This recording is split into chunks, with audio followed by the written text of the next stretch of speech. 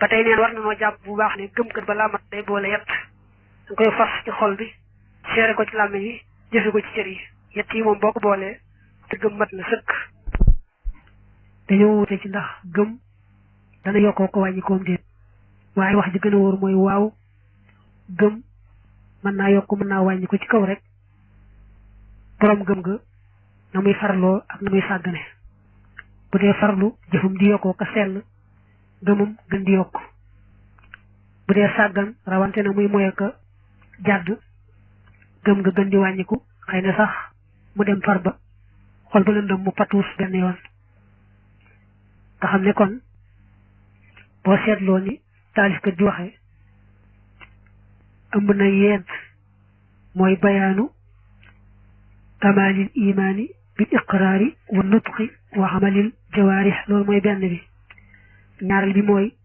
qabulul imaani az-ziyaadata wa naqsa ñetteel bi mooy at tasrixu bi anna amalal jawaarihi shartun li kamalil imaan ñeenteel bi nag mooy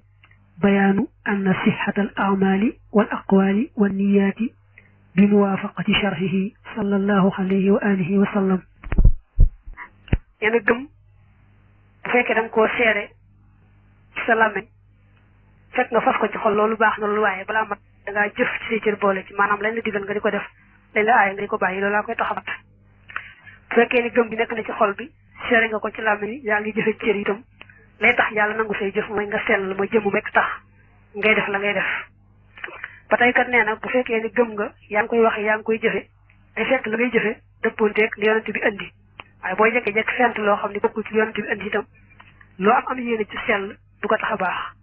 kon mën nga ne rek yaar mooy tax jëfu baax dëppoonteeg sunna mooy li yonent bi andi te koo ko def ko ngir yàlla dong te yàlla bu dafay jëf te fekk ko gëm moom faaw rek yàlla nangu ko incha allah